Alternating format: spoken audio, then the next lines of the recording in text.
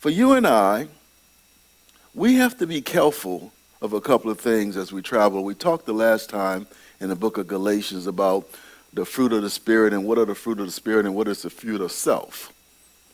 And we want to look at a couple of those today. We want to look at envy, jealousy, resentment, and hate.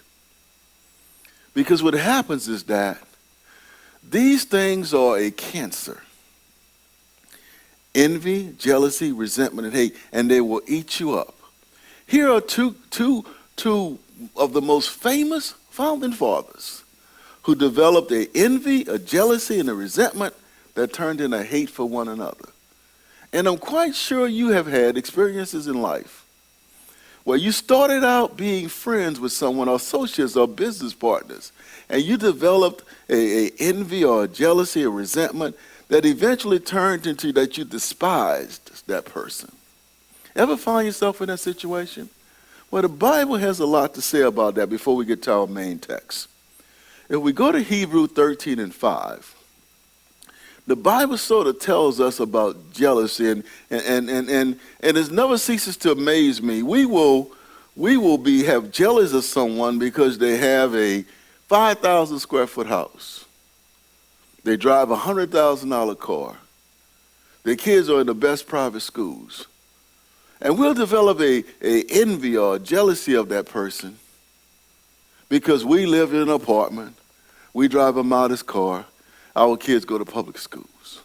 And we'll develop an envy and a jealousy of that person and not realize that that husband and the wife don't even sleep in the same bed in that $5,000 house. The children and the parents don't speak. Whereas your little home that God has given you, and I say home, see, a house isn't a home.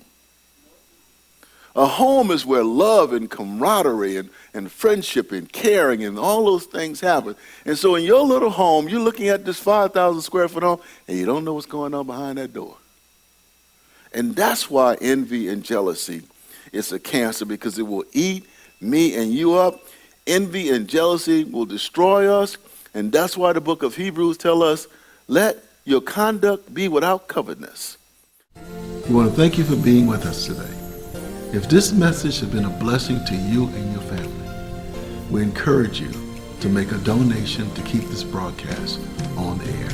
You can make your donations by going to Bethesda ApostolicHouseofPrayer.com on our secure website, or Givelify app, where you can make your donation to keep this broadcast on the air.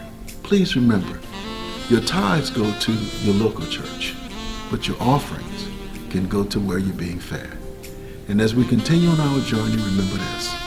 2 Corinthians 5 and 7 tells us that we walk by faith, not by sight.